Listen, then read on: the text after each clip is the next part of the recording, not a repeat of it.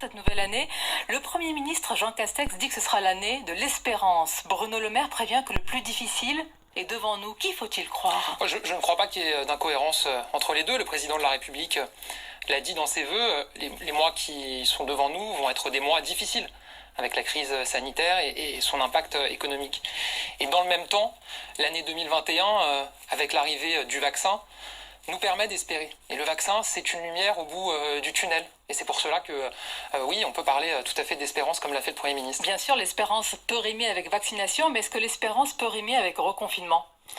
Écoutez, on a montré depuis le début de cette crise qu'on avait un suivi au jour le jour et qu'on prenait toujours les mesures nécessaires à la protection des Français. À ce stade, il n'y a pas de reconfinement prévu, mais évidemment, nous suivons la situation avec beaucoup d'attention. On voit ce qui se passe autour de nous, où un certain nombre de pays ont dû reconfiner. La circulation du virus y est parfois 2 à 3 fois plus importante que chez nous, parce que les Français ont fait beaucoup d'efforts, qu'on a pris des décisions très tôt, mais il ne faut surtout pas baisser la garde, et évidemment, on continuera à prendre les mesures nécessaires. Dans Punchline, pour vous, le reconfinement, on en parlait à l'instant en plateau, c'est qu'une question de temps? C'est pas qu'une question de temps. Le confinement, bonjour, pardon tout le monde, le confinement, il est acté. Il va être annoncé, le troisième confinement va être annoncé par le président de la République le 20 janvier, date à laquelle nous devions ouvrir. Donc c'est juste un espèce de presque de sadisme que de ne pas nous le dire. Vous savez, le 24... Attendez, Stéphane Malik, vous nous dites que pour vous, c'est acté? Vous tenez ça d'où? Mais vous savez, le 24 septembre sur C8, j'avais annoncé le troisième confinement fin octobre. J'avais la date du 28. Je ne pouvais pas donner la date. Cette fois-ci, face à l'impréparation, on a demandé de la lisibilité, nous les entreprises. Maintenant qu'ils le savent, qu'ils vont faire ce troisième confinement le 20 janvier, et bien qu'ils nous préviennent, parce que les entreprises ont besoin de se préparer, ne serait-ce que pour les stocks, pour celles et ceux qui travaillent aujourd'hui, pour les plannings, pour la gestion tout simplement d'une entreprise.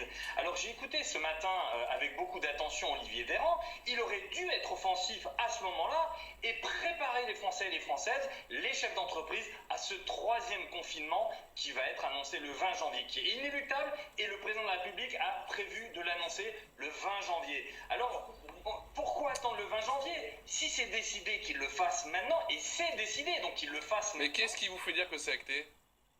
La même source qui me faisait dire que le 24 septembre, on allait confiner fin octobre.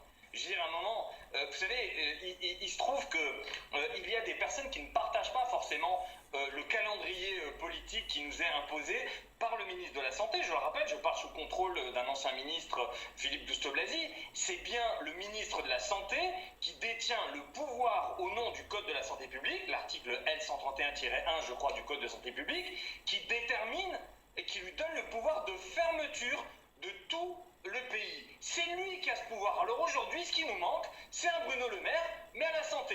Bruno Le Maire, il est à nos côtés avec Alain Griset, il est avec nous, il est offensif, et de l'autre côté, nous avons un Olivier Véran qui est seul dans sa bulle, seul dans son organisation, il est le responsable de l'échec, et quand il vient ce matin vous dire à l'antenne, mais à la fin du mois, vous verrez, c'est à la fin du match qu'on compte les buts, mais c'est pas vrai. Très heureux de vous retrouver, chers amis passionnés d'astrologie et d'actualité, en ce 11 janvier 2021. J'espère que vous allez bien, que vous êtes en pleine forme, que vous démarrez bien la semaine. Alors, cette petite vidéo, c'est tout simplement un rappel pour enfoncer le clou et surtout pour voir qu'il y a toujours cette correspondance céleste entre ce que l'on nous annonce sur le plan politique et puis ce que l'on va vivre, bien sûr, dans les jours et les semaines qui arrivent. Donc, il ne va pas être facile. Et ça, normalement, avec ce que l'on a dit précédemment, vous êtes préparés sur le plan psychologique et également matériellement pour faire ce qu'il faut pour vivre à peu près le plus sereinement possible. Donc ces prochains confinements, tout en sachant qu'il y aura bien sûr des échauffourées, des mouvements de foule, les gens vont pas se laisser faire, contrairement aux fois précédentes où on a eu Jupiter, Saturne et Pluton, et ainsi que Mars. Donc ça c'était le 17 mars dernier, donc qui étaient ensemble donc, dans le signe du Capricorne, donc c'est un signe plutôt sage, plutôt de la tranquillité, plutôt de la discipline, donc les gens ont été disciplinés, et puis c'était l'effet de surprise. Il y avait cet effet de sidération, c'est ce que l'on disait, une sorte de blitzkrieg, une forme de guerre éclair.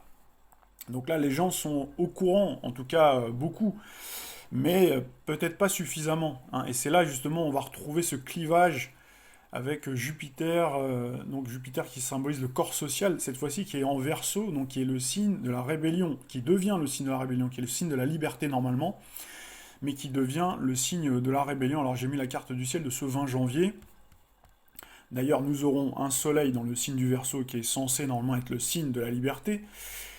Et on a Saturne, bien sûr, et Jupiter, hein, qui séjournent ensemble dans le signe du Verseau depuis le 17-19 décembre dernier. Et nous aurons comme par hasard, vous voyez ce jour-là, la Lune dans le signe du Taureau. Hein, le Taureau, vous le savez, du fait que l'on ait Uranus, donc il vient, si vous voulez, un peu pervertir les valeurs Taureau, qui vient les inverser. Normalement, le Taureau, c'est le signe de la vie, c'est le signe de l'amour, c'est le signe de la restauration, c'est le signe, hein, de la convivialité. Et puis là, bon, ben, vous avez tout l'inverse, justement. Donc là, on risque d'avoir justement cette perte de liberté, c'est-à-dire une inversion, encore une fois, vous voyez, limitation. Donc ça, on l'avait eu, hein, donc au mois de mars dernier, on avait eu ce transit, hein, de Saturne à partir du 24 mars. On a vu Saturne dans le signe du Verseau, mais cette fois-ci, on a Jupiter en plus. Hein. Donc là, on a le marteau et l'enclume en plus. Hein. Et ici, vous avez ce que j'avais appelé, moi, en rigolant, mais vous voyez que ça a une signification, hein, sur le plan économique. Uranus, je l'avais appelé la faucille. Hein. Je l'avais appelé le sécateur, mais également la faucille. Donc là, on retrouve bien, vous voyez, le marteau et la faucille. Donc là, ça vous rappelle quelque chose. Hein. Donc c'est les révolutions bolcheviques. Hein. On avait d'ailleurs Saturne et Neptune ici, hein, en 1917, hein, c'était dans le signe du Lion, et on avait Uranus en opposition dans le signe du Verseau, quand on a eu la révolution bolchevique, sauf qu'il y avait Saturne-Neptune. Vous voyez, donc là, on verra après ce qui se passera quand on aura Saturne-Neptune, hein, moi ce que j'ai expliqué déjà, quand on l'aura en Poisson. Pour le moment, on n'en est pas là. Donc pour le moment, ce qui va se passer, bah, c'est que les gens, il y a une partie, et c'est là où on retrouve la séparation. Hein, on sépare, Uranus sépare, parce que quand on prend le thème de la France, de la Ve République, on retrouve Jupiter et Neptune ici. Hein, vous savez que c'est un thème balance, 28 septembre 1958 à 22h à Paris, avec un soleil ici, mais on a Jupiter dans le signe du Scorpion, donc qui est autour de 4-5 degrés avec Neptune, et on a bien Uranus en opposition, vous voyez, à 6 degrés. Donc Uranus vient séparer le corps social, et vient séparer aussi, si on superpose encore la carte du ciel de la France, on a bien le milieu du ciel ici, milieu du ciel en Verseau. Un milieu du ciel, c'est la vie publique. Et donc, vous voyez, on retrouve bien Uranus qui vient séparer de tous les côtés. Hein, on a Neptune également qui attaque le Saturne de la France de la Ve République qui est situé ici à 20 degrés 07. Donc Neptune, hein, c'est comme si c'était les lames de fond quelque part. Hein, ça représente le peuple aussi. Ça représente l'effondrement de l'État progressif. Donc après avoir fait toute cette opération-là, bien sûr, à un moment donné, c'est ce que j'expliquais à quelqu'un qui me disait, oui, vous allez voir, le peuple va se révolter. Mais bien sûr qu'il va se révolter, mais vous allez voir que ça va être dicté par l'ingénierie sociale. C'est-à-dire que c'est pour ça que petit à petit, ils donnent des vérités pour que les gens se disent à un moment donné, mais on nous a vraiment pris pour des idiots. Mais il y a une certaine partie de la population qui pense ça. Mais il y a une autre partie qui va continuer à être docile, vous comprenez? Et donc on a une séparation. On a une séparation encore plus nette, hein, avec justement cette histoire de masques, les anti-masques, les anti-vaccins, contre les pro-masques, ou en tout cas les gens qui respectent le protocole sanitaire, qui croient, qui n'arrivent pas à se remettre en question. Donc là, on parle de dissonance cognitive, donc là, il faut voir ce qu'expliquait le psychiatre, donc qui s'appelait Franz Fanon. Hein.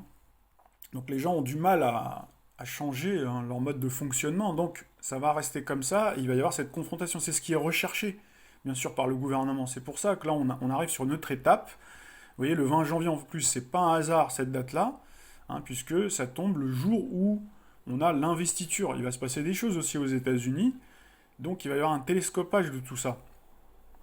Donc il va y avoir bien sûr des gens, vous avez vu d'ailleurs le restaurateur qui déambule sur tous les plateaux de télévision pour dire il faut faire la révolution, la désobéissance civile. On a déjà produit une capsule sur la désobéissance civile, on avait dit que c'était à double tranchant, il faut le faire d'une certaine façon.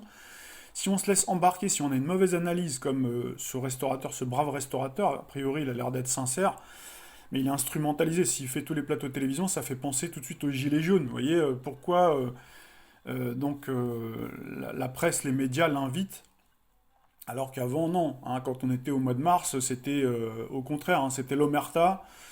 Hein, les scientifiques, etc., ceux qui étaient les plus sincères, les plus honnêtes, ceux qui respectent le serment d'Hippocrate, eh ben, ils étaient interdits de parler. Les politiciens également. Si vous regardez bien, tous les politiques, hein, notamment de l'opposition, ceux qui aujourd'hui ruent dans les brancards, hein, ils disent des choses très intéressantes. D'ailleurs, je me permets des fois de reprendre, de glaner des informations parce qu'ils disent des choses intéressantes, mais ça n'enlève en rien que ces gens-là qui sont normalement censés être les premiers lanceurs d'alerte, puisque ce sont les politiques qui sont élus, ou en tout cas qui représentent leurs sympathisants, qui représentent quand même des gens qui cotisent, hein, dans leur parti politique, ces gens-là se sont tués. Et ça, il faut le garder en tête. Ça, il faut vraiment le garder en tête parce que c'est trop facile d'arriver, comme je le dis, pour paraphraser l'expression du docteur Laurent Toubiana, comme les carabiniers d'Offenbach après la bataille. Hein, une fois qu'on laisse les gens être dans la mouise, hein, on les laisse se faire d'abord confiner, parce que c'est ce qui est voulu par l'État profond, donc il faut se taire, hein, on laisse le truc, et après on devient le sauveur. Et là, ça rejoint le triangle de Karpman, hein, qui a été d'ailleurs bien réexpliqué par Lucien Cerise. J'ai fait un article, hein, sur ce dossier-là, j'ai même fait une petite compilation postée sur Odyssée si ça vous intéresse, hein. Donc là j'ai fait une synthèse de tout ce que l'on a dit depuis le début, on a rappelé un petit peu tous les instruments qui sont utilisés pour manipuler l'opinion. C'est l'article en question qui vous explique pourquoi une grande majorité de nos compatriotes ne vont pas se rebeller, hein, vont rester bloqués sur ce que nous dit le gouvernement, hein, ils vont continuer à boire les paroles du gouvernement. Donc ça, c'est important de le garder en tête, hein, toutes ces mesures-là, ce cocktail, justement, hein, donc de techniques de manipulation. Donc là, vous avez donc l'explication avec Édouard Bernays, notamment, qui a mis ça en place au début du XXe siècle, sous l'inspiration d'un journaliste qui s'appelle Walter Lippmann, qui était un ancien conseiller du président Wilson. Hein, tout ça, ça s'inscrit dans la lignée de ce qu'expliquait Noam Chomsky, l'intellectuel Noam Chomsky américain, donc la fabrique du consentement. On avait pris cette citation de Woody Allen, si vous vous en souvenez, pour les plus anciens, il y a 2 ans, quand on avait fait les vidéos sur Pluton. Les méchants ont sans doute compris quelque chose que les bons ignorent. Et j'ajoutais, mais les bons ont-ils vraiment envie de comprendre? Et là, il y a Martin Luther King, chantre de la désobéissance civile, qui disait « Ce qui m'effraie, ce n'est pas l'oppression des méchants, c'est l'indifférence des bons. » Et les bons sont-ils si bons que ça, finalement? Alors cette tendance à ne pas vouloir comprendre ou remettre en cause sa représentation du monde, alors que les faisceaux de preuves sont multidirectionnels et patentes, s'appelle la dissonance cognitive, concept théorisé par le psychiatre Franz Fanon. Dans la vidéo, vous verrez l'explication de M. Lucien Cerise, donc il vous explique, hein, les techniques qui ont été employées dans le cadre de l'opération Covid-19. Donc l'ensemble de ces interventions sont corollaires avec l'ensemble des travaux antérieurs dans lesquels nous avions mis en évidence sur la chaîne et le blog une liste non exhaustive de stratégies et techniques de manipulation de l'opinion, fabrication de l'opinion par les sondages, je vais vous remontrer les vidéos pour les nouveaux, syndrome de Panurge, injonction paradoxale, ça a été expliqué par l'excellent Jean-Jacques Crèvecoeur, syndrome de la blouse blanche de Stanley Milgram. Alors c'est tout cet arsenal sophistiqué de techniques de manipulation qui expliquerait en partie pourquoi, bien que vous présentiez toutes les preuves factuelles de cette arnaque mondiale du Covid-19, votre entourage ne percute pas quand ils ne se mettent pas eux-mêmes à vous reléguer au rang de complotistes. Et là, on risque aussi d'avoir de la dénonciation. Ça, c'est le coup classique, puisque nous avons Uranus dans le signe du Taureau, comme on l'avait dans les années 34-42, donc on risque de retrouver, et c'est déjà commencé. Alors, il y avait Coluche qui disait, hein, ce n'est pas parce qu'ils sont nombreux à avoir tort qu'ils ont raison. Et l'expérience de Milgram, donc ça, on avait posté une vidéo là-dessus, hein, il rappelle à la fin, et cette expérience a été reproduite 2 fois, hein, dans l'histoire, hein, 2 fois, donc, et à chaque fois on retrouve 2/3 des gens qui préfèrent torturer que désobéir, donc à cette incarnation de l'autorité de la blouse blanche, hein, justement, ils n'ont pas pris ces blouses blanches au hasard, hein, les médecins, comités scientifiques, donc les VRP des labos, hein, qu'on l'on voit déambuler, à chaque fois, ben, ils ont cette aura, hein, ce statut de la blouse blanche, donc ils font autorité, on leur donne l'autorité, hein, il y a ce biopouvoir également, hein, ce conseil de défense, que l'on a appelé ça pompeusement conseil de défense, mais justement on retrouve bien, vous voyez, l'idée de guerre, hein. Et donc les gens obéissent, hein, ils disent c'est l'autorité, en plus il y a des amendes, il y a toute une série de techniques également, hein, il y a de coercition bien sûr, mais également de pression psychologique, hein. Il y a une manipulation, de l'intimidation quand on vous parle de complotisme, etc. Hein, c'est une manière effectivement d'intimider pour que les gens se disent, bon là, et vous allez voir dans la vidéo, elle explique ça très bien, Emma Cruzy avec la pyramide de Maslow, hein. Donc les différentes strates, on voit qu'elles sont cochées, les cases sont cochées, et il y a bientôt la première strate qui est celle de l'alimentation, celle des besoins, ce qu'on appelle les besoins primaires, qui n'est pas encore coché, mais ça arrive. Et là, justement, je vous prépare une autre vidéo qui arrive juste derrière, mais vous allez voir, ce sera corollaire à ce que l'on a déjà dit finalement. Hein, ça vient finalement appuyer, ça vient valider ce que l'on a pu dire l'année dernière ou à d'autres moments. Donc sur cette combinaison entre réchauffement climatique, donc ces formes de terrorisme hein, différents, c'est-à-dire on a le terrorisme, cette peur et cet ennemi invisible, donc qui est le terrorisme classique, hein, c'est-à-dire il y a des gens qui viennent qui tuent des gens, comme ça a été le cas avec Charlie Hebdo, comme ça a été le cas avec les attentats du Bataclan, etc.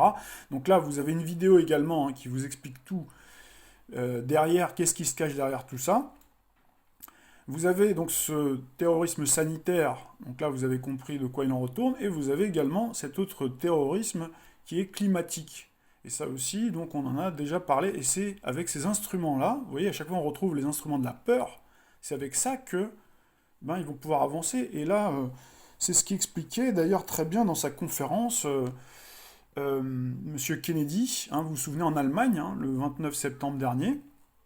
Hein, il a expliqué, il a repris ce qu'expliquait Goebbels. Hein.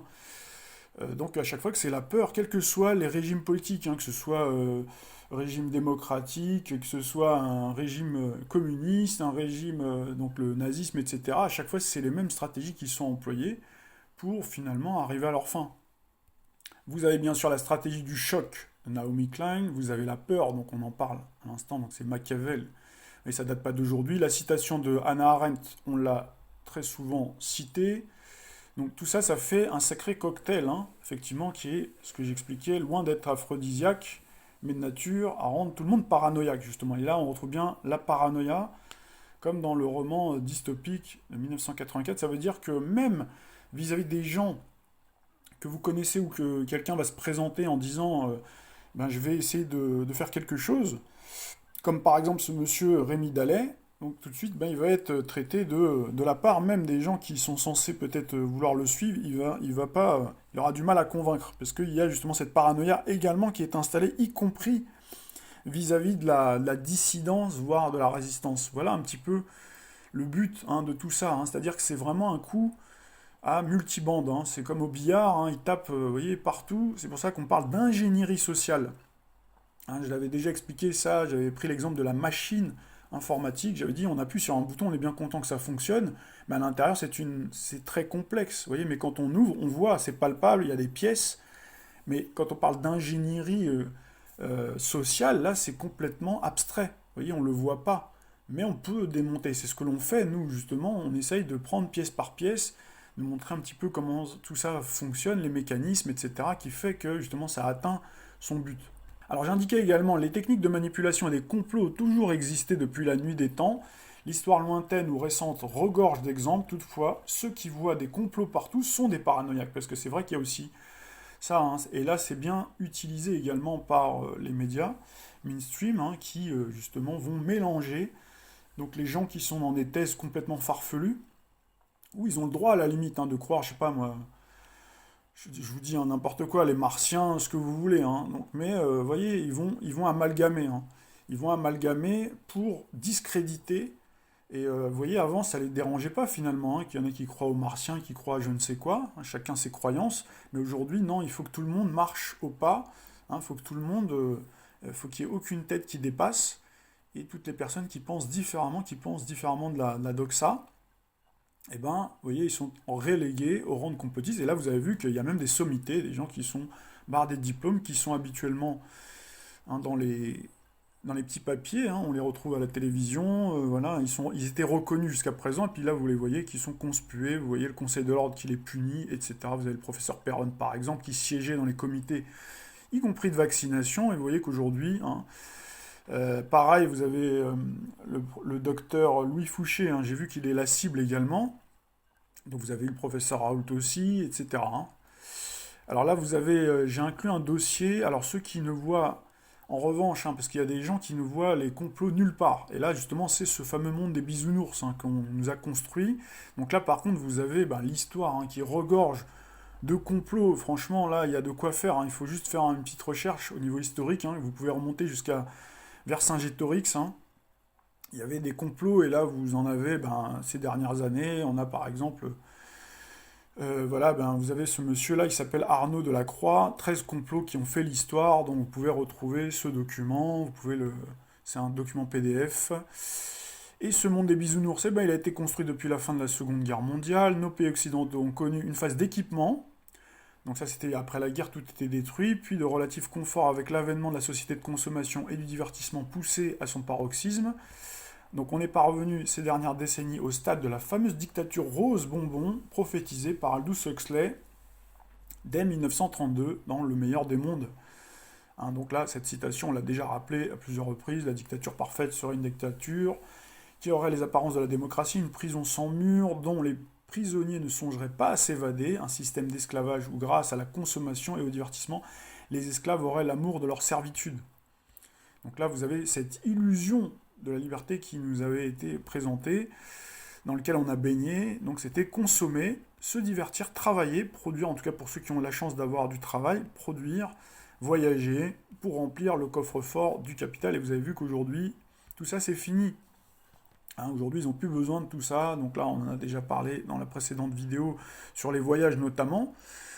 Et c'est pour ça aussi d'ailleurs qu'ils cassent tout ce lien social, donc tous ces loisirs aussi. C'est tout ce qui donne la saveur, le goût de la vie, qui fait qu'on se lève le matin pour aller travailler, etc.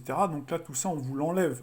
Et on met cette épée de Damoclès au-dessus de la tête, ce chantage pour dire, si vous voulez retrouver votre vie d'avant, alors qu'on sait pertinemment qu'on ne reviendra pas à la vie d'avant, il faut se faire vacciner, vous voyez, sinon, confinement. Vous voyez, ils ont plusieurs instruments pour faire du chantage. C'est comme ça que ça fonctionne.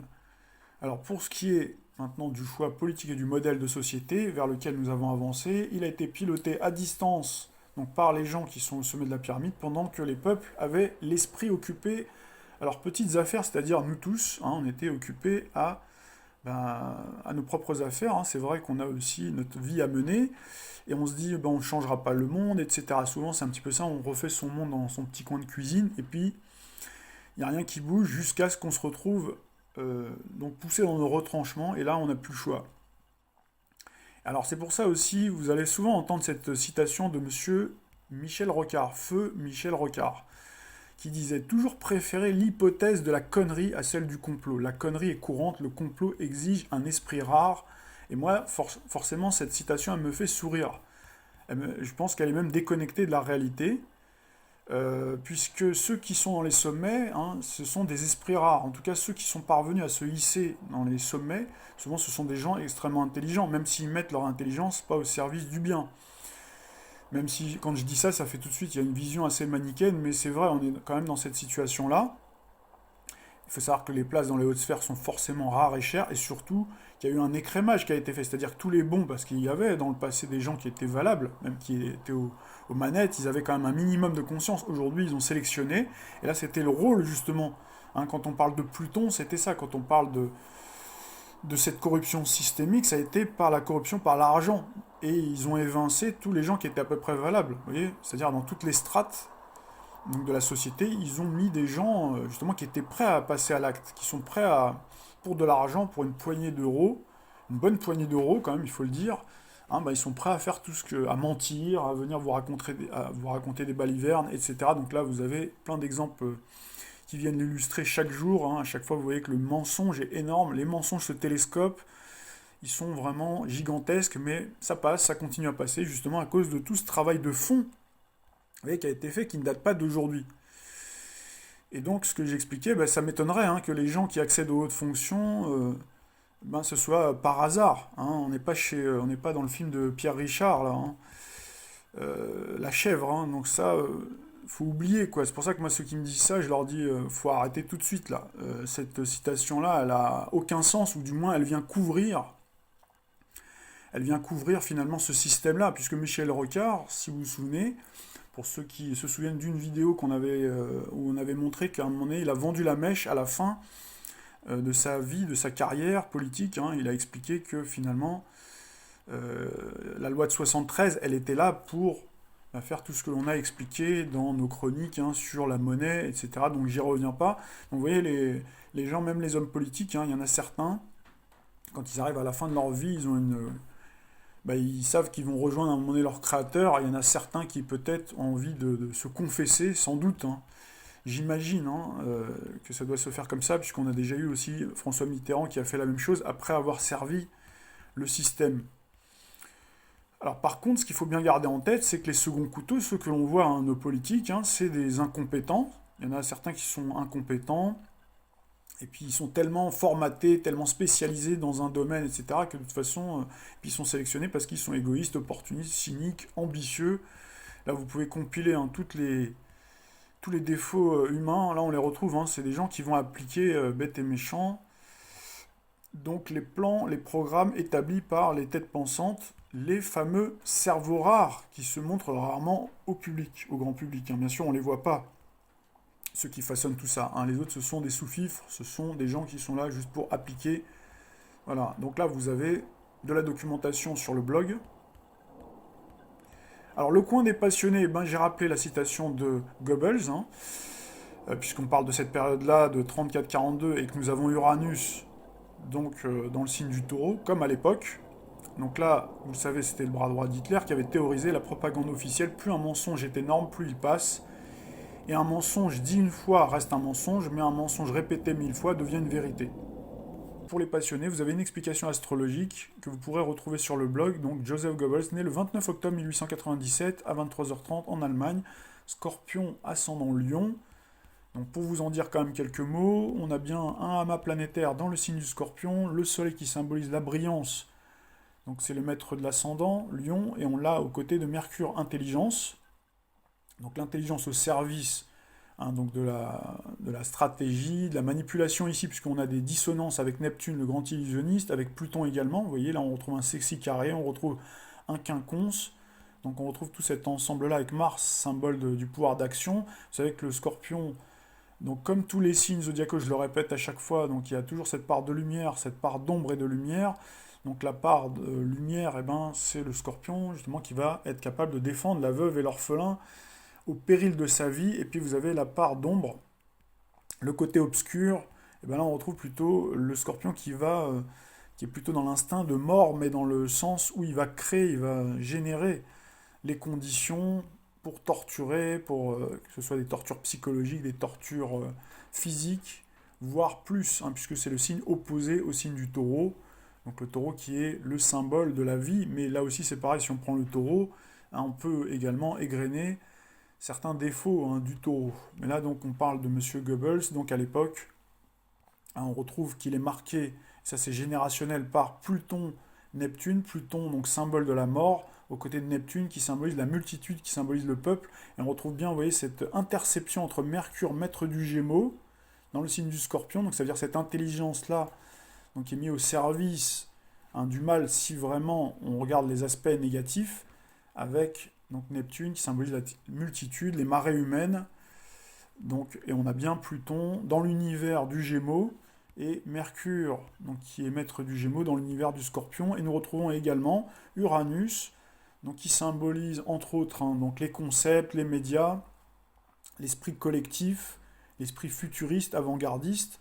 Donc on le retrouve en Scorpion, et on s'aperçoit que c'est l'almutène de la maison 11, où nous retrouvons bien Pluton et Neptune. Donc là on retrouve bien l'aspect collectif, hein, c'est-à-dire mettre en place, justement il était prédestiné à mettre en place donc cette fameuse propagande. D'ailleurs on retrouve, vous voyez ici, donc la tête du dragon, le nœud nord de la lune dans le signe du Verseau, justement, le Verseau gouverné par Uranus, précisément. Et vous voyez, on retrouve également ce cycle, hein, Saturne-Uranus, que l'on retrouve, nous, en ce moment, dans le ciel, dans notre ciel de 2021. On retrouve bien Uranus ici, et Saturne, là, en compagnie de Jupiter. Alors, pour revenir au troisième confinement, donc vous verrez, j'ai fait une petite étude sur le plan numérologique et astrologique, puisque vous avez vu que M. Castex s'était exprimé jeudi dernier, donc il a avancé le couvre-feu de 18 à 6 heures au lieu de 20 heures, hein, pour 15 départements, donc très intéressant de noter ces chiffres, hein, 18, 6, 15, c'est pas les chiffres du loto, mais pour eux en tout cas ça rapporte gros apparemment leur histoire, hein, quand on regarde dans le détail. Alors là c'est bien sûr un faux suspense que j'indiquais qui est entretenu sur les 10 nouveaux départements, puisqu'on sait déjà depuis longtemps qu'il y a un calendrier donc qui a avancé, hein, pour ce troisième confinement. On sait même déjà qu'il y a le quatrième, et il y en a d'autres qui arrivent. Et on sait déjà qu'il y a d'autres épidémies qui sont programmées. Et vous avez également le Royaume-Uni, hein, lui par contre qui est déjà dans un confinement total, hein, qui est programmé jusqu'au 23 mars prochain, à cause de ce fameux variant Covid-19, donc apparu au début du solstice d'hiver. Donc là c'est un peu comme si on avait les symposia, les colloques des médecins qui se sont invités dans notre actualité tout à coup, parce que eux, ils ont souvent ces débats-là, hein, les médecins, même quand on a des épidémies dont on n'entend pas parler. Par exemple, quand on a eu la grippe saisonnière de 2017, hein, vous pouvez être sûr que si vous allez dans leur table ronde, dans le cadre de leur formation continue, ces médecins-là débattent, hein, ils ne sont pas toujours d'accord, etc. Sauf que là, on les a invités sur les plateaux de télévision et on leur a donné le pouvoir. Voilà la grande différence. Mais sinon, quand vous entendez parler de variants et tout ça, c'est classique, hein, chaque année, c'est toujours la même chose, il y a des variants de la grippe, etc. Alors, donc forcément, alors j'ai aussi précisé ça, ce petit rappel avec le Brexit, puisque vous savez qu'il y a eu entre-temps le Brexit qui a été décrété, enfin, après pratiquement 5 ans, en tout cas ça fait depuis 2016, hein, le 23 juin 2016, donc on voit que ils ont voulu sabler le champagne, hein, je faisais un petit trait d'humour, mais forcément, ils ont eu la douche écossaise derrière. Donc, ils n'ont même pas eu le temps de sabler le champagne que derrière, hein, ils ont eu tout de suite donc, ce Brexit, Canada Dry, donc qui n'a même pas eu le goût du Canada Dry, du coup. Hein. Leur champagne, en tout cas, il est vraiment amer, il a un goût amer. Et donc, c'est pour ça que je vous indiquais, moi, depuis le début, que cette histoire-là, ça tenait pas la route, puisque normalement, le Brexit, c'est censé donner plus de liberté et de prospérité. Or là, il faut la chercher, la prospérité et la liberté, puisqu'ils sont confinés. Et eux aussi, leur économie, leur pub, leurs restaurants, hein, ils sont logés à la même enseigne que les nôtres. Hein, donc je ne vois pas l'intérêt du Brexit. Et vous voyez qu'ils ont fait traîner les choses pour arriver à cette date, à cette échéance-là. Et vous voyez, ça arrive en synchronicité avec le fait qu'on est, sur le plan zodiacal, Jupiter et Saturne, qui étaient en Capricorne ici, qui verrouillaient, vous voyez, l'aspect qui contrôlait hein, donc l'aspect national, hein, le cancer, pour retrouver sa liberté. Et c'est au moment où on a eu Jupiter et Saturne, quelques jours après, qu'on a eu, vous voyez, l'accord qui a été signé, c'est-à-dire dans le signe du Verseau, qui est bien le signe de la liberté, effectivement. Sauf que voilà, c'est une liberté, on a bien l'inversion, on a ce en même temps. C'est-à-dire à la fois on a cette signature de contrat, il faut voir également le contenu, donc ça on en a parlé dans les précédentes capsules, hein, sur le fameux Brexit Canada Dry, et puis vous avez donc cette inversion qui fait que les gens maintenant sont confinés. Au coin des passionnés de l'astrologie, je faisais ce rappel concernant M. Jean Castex, donc qui est né le 25 juin 1965, à 13h, Vic Fezensac, donc cancer ascendant balance, appelé M. Déconfinement par ses pairs politiques, puisque c'est lui qui s'était chargé de faire les annonces donc de la fin de la première quarantaine. En tout cas, on nous l'a présenté comme le pilote, alors qu'en réalité, il pilote rien du tout, il suit une feuille de route, et on l'avait rebaptisé, nous, sur le blog au moment de sa nomination, le 4 juillet dernier, c'était sous un soleil en cancer, donc le même signe que le Premier ministre, Monsieur Confinement, hein, à cause justement de sa signature astrale et zodiacale, cancer, signe réputé casanier, lune natale en plus qui est dans le signe du taureau, qui est le signe devenu celui du confinement à cause d'Uranus, hein, qui vient pervertir les qualités taureau, donc c'est le signe des territoires, de l'immobilier, entre autres. Hein. Et donc, on voit bien qu'il est fidèle à sa réputation, puisqu'à chaque fois, c'est lui qui est envoyé au front hein, pour annoncer les nouvelles. Mais vous avez de toute façon M. Véran, qui lui-même est natif du taureau, et vous avez M. Emmanuel Macron, Sagittaire, certes, mais avec une lune en taureau, comme M. Castex, et il a une Jupiter, symbole de la politique. C'est lui qui nomme constitutionnellement le Premier ministre. Et on trouve bien, vous voyez, le cancer dans le thème astral de M. Emmanuel Macron. Donc là, il faut revoir les cartes du ciel pour les passionnés ou pour les personnes qui s'intéressent à l'astrologie. Donc là, on a eu ce passage d'annonce de couvre-feu donc à 18h au lieu de 20h. Donc c'est arrivé le 8 janvier. Alors ce jour-là, Vénus, l'un des significateurs du confinement, a transité le signe du Capricorne, qui est le signe de la rigueur. Pourquoi de la rigueur? Puisque c'est un signe d'hiver. Donc c'est un signe cardinal d'hiver, et on parle souvent d'ailleurs d'hiver rigoureux.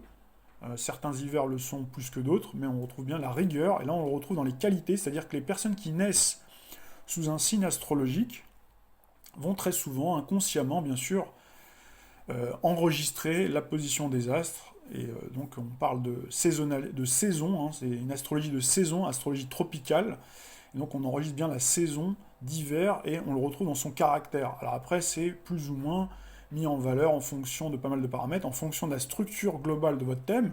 Hein, si vous êtes très très Capricorne, forcément si vous avez un amas planétaire en Capricorne, eh ben, vous allez être très très rigoureux. Alors, en plus, si vous avez des parents qui viennent appuyer en vous disant, en étant très sévère avec vous, vous allez être encore plus rigoureux, voire limite un obtus. Enfin voilà, vous pouvez prendre tous les qualificatifs, tous les défauts hein, que l'on peut prêter justement au Capricorne. À l'inverse, justement, si vous avez des astres hein, qui viennent contrebalancer, si vous en avez par exemple pas mal qui sont dans le signe du Sagittaire, là je fais un petit peu d'astrologie individuelle entre guillemets, petite parenthèse. Hein, vous avez un amas planétaire par exemple dans le signe du Sagittaire. Donc là, forcément, ça va détendre, puisque le Sagittaire, c'est un signe qui est beaucoup plus détendu. Vous avez le Verseau qui est un peu plus dans le côté plus iconoclaste, donc il va venir contrebalancer ce caractère plus conventionnel du Capricorne, puisque le Capricorne est réputé pour être droit. Par contre, ça, c'est les qualités, droit, fidèle, ordonné. Mais justement, le petit grain de folie, c'est le Verseau, et le Sagittaire, c'est le petit grain d'aventure.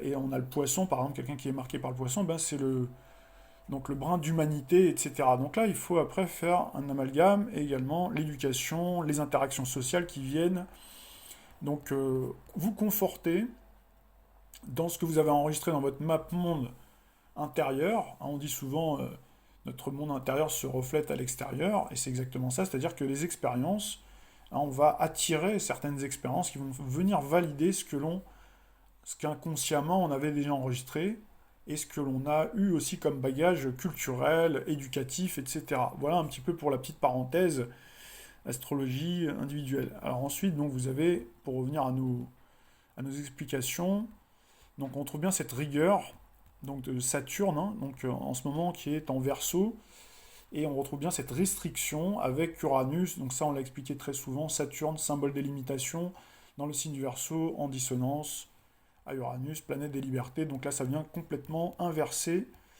les normes. Et on a eu également, au moment de cette annonce-là, on a eu Mercure, un symbole de communication qui venait de transiter à ce moment-là le Verseau. Voilà, et donc je vous ai souvent parlé hein, de cette dissonance avec Uranus, la Faucille, hein, je viens de le rappeler tout à l'heure. Donc là c'est ce que je rappelais, donc qui fait que ça nous amène progressivement vers le communisme. Hein. J'ai pris cette symbolique également du marteau.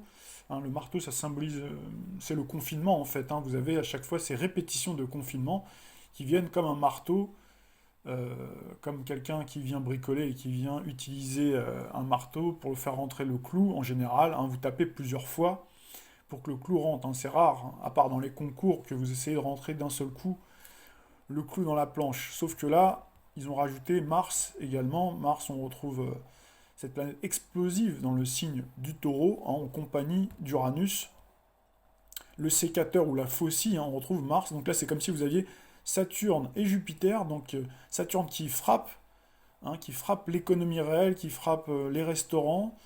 Vous voyez, et Jupiter, l'enclume également. Et là, on a Uranus, donc, qui est la faucille, qui vient séparer, qui vient sidérer. Voilà, là, vous pouvez prendre tous les qualificatifs, hein, le champ lexical uranien, qui vient aussi révolter les gens. Et vous avez Mars, l'explosif Mars, qui est également dans le signe du Taureau, aux côtés de Uranus. Donc là, ça donne ce côté explosif. D'ailleurs, on retrouve bien, vous voyez, la figure masculine du restaurateur, qui fait les plateaux de télévision, vous voyez, Uranus, pour justement expliquer sa colère, hein, qu'il a été floué, il avait voté Macron apparemment, et il s'estime cocufié, mais c'est parce que ce monsieur-là n'a pas la bonne lecture, il n'a pas les bonnes informations, donc c'est quelqu'un qui, forcément dans son métier, dans la restauration, on ne peut pas le blâmer parce qu'il le fait, hein, c'est sa vie, et il a pensé que monsieur Macron, il s'est dit, tiens, moi je suis jeune, il est jeune aussi, hein, il parle de liberté d'entreprise, ça me parle, je vote pour lui, vous voyez. Hein, ces gens-là n'ont pas le temps de faire le travail que l'on fait, donc il ne faut pas les blâmer.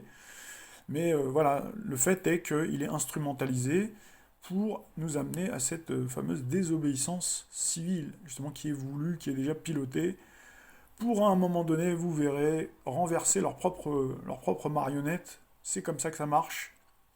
Là, il suffit de se pencher dans l'histoire.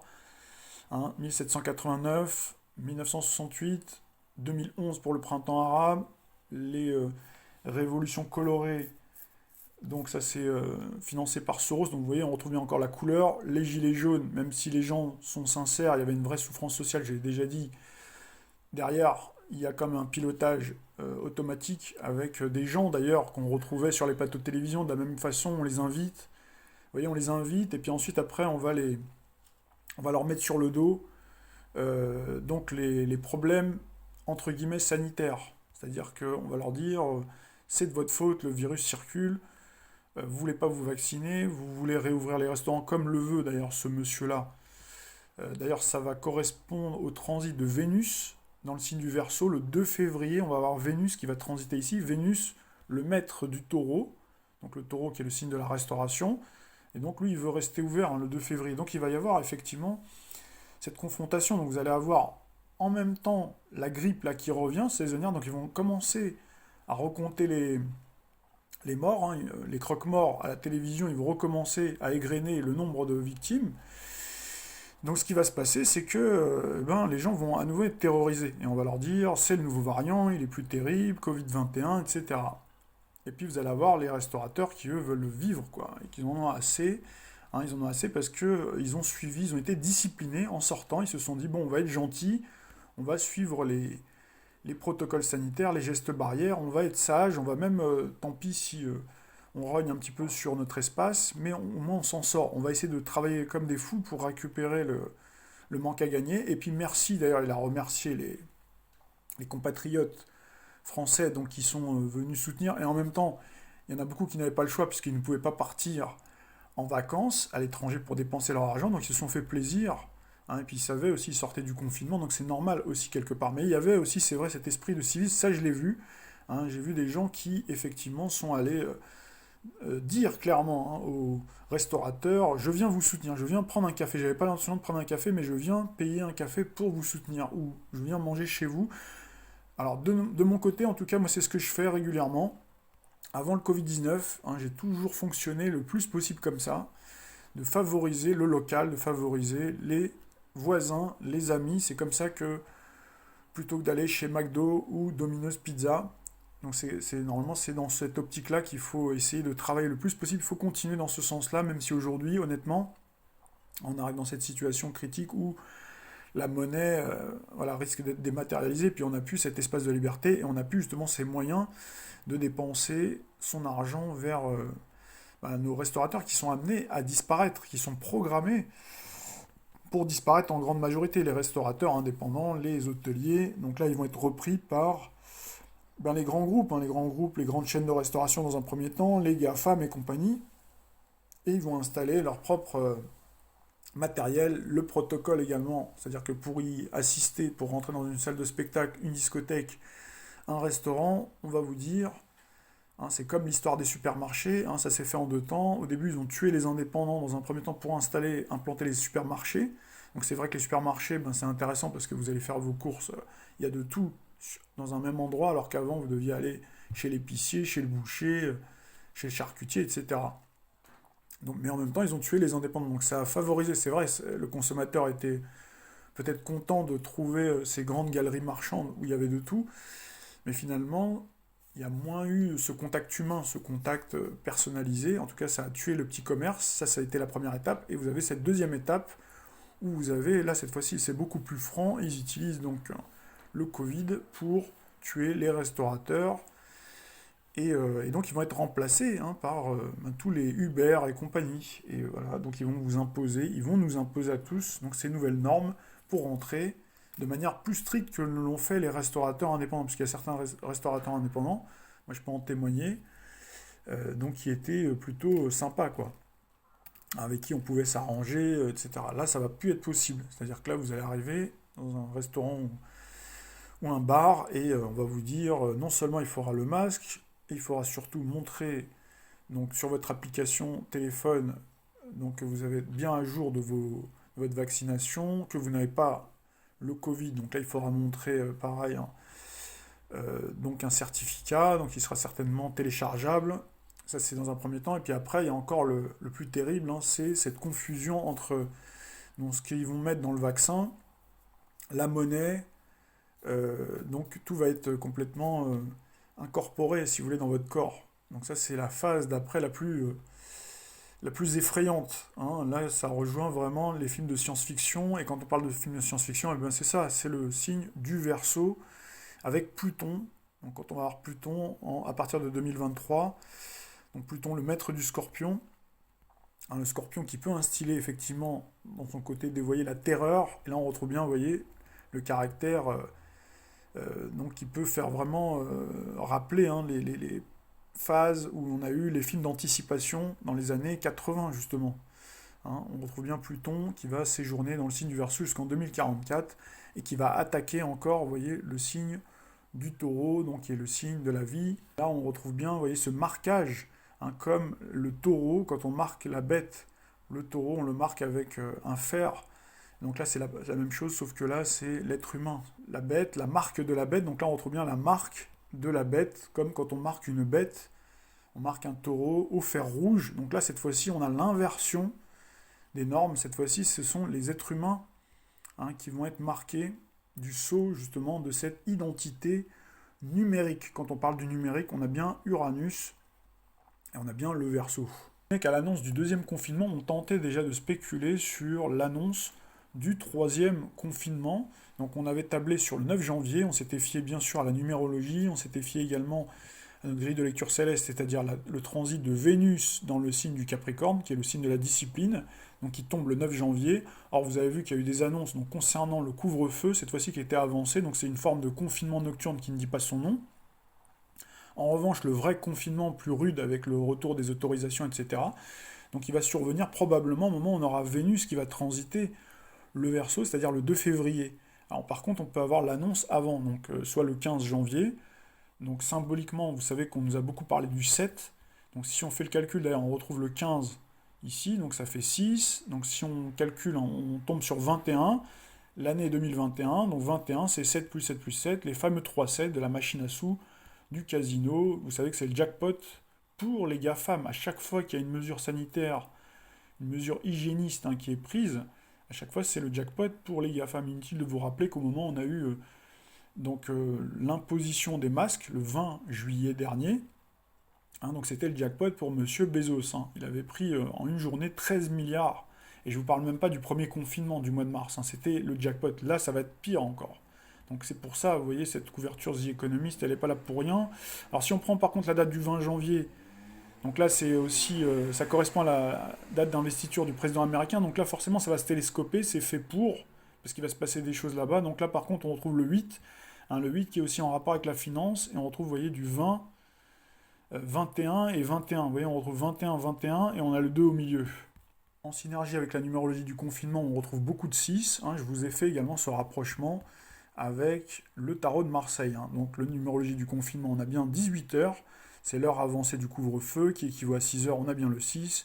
Jusqu'à 6 heures du matin, encore une fois le 6. 15 départements, si on fait la réduction, on retrouve bien le 6. Le 9 janvier, c'était la date sur laquelle on s'était basé au début.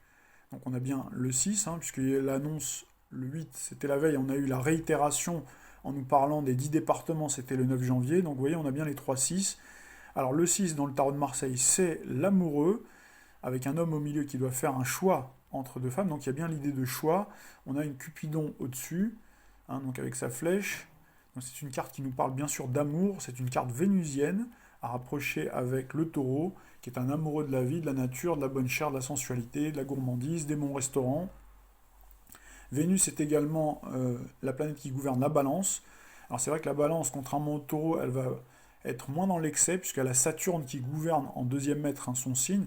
Donc là, il y a cette recherche d'équilibre, d'harmonie, de se faire plaisir. On retrouve également la convivialité. C'est ce qu'on retrouve, hein, d'ailleurs, quand on fréquente un bon restaurant. On a à la fois le bon plat, également la convivialité. Donc là, on a à la fois, chez le taureau, c'est plutôt le gourmand, et chez la balance, le gourmet. Et donc, on a également, vous voyez, ce choix, si on devait regarder l'aspect beaucoup plus dévoyé de la carte, hein, de la lame, de la vibration de cette lame-là, hein, on aurait plutôt le mensonge, hein, également, le maquillage. Hein, on nous fait croire qu'on hésite, alors qu'en fait tout est déjà établi, tout est déjà prévu, hein, pour l'économie, mais on nous fait croire que les gouvernements hésitent, ils sont en train de regarder, ils suivent ça de très près, comme vous avez entendu tout à l'heure le porte-parole au début de la vidéo, hein, qui vous disait on regarde ça de très très près, il vous raconte des histoires, Et puis là, finalement, à un moment donné, clac, on confine. Donc c'est l'effet de surprise. Et si nous restons toujours sur cette date du 15 janvier, nous avons bien le 15 qui est bien représenté par le 15e arcane majeur du tarot de Marseille, le diable, symbolisé effectivement par un diable. Donc là, on a bien cette relation avec Pluton, alias Hadès, maître des enfers et des mondes souterrains.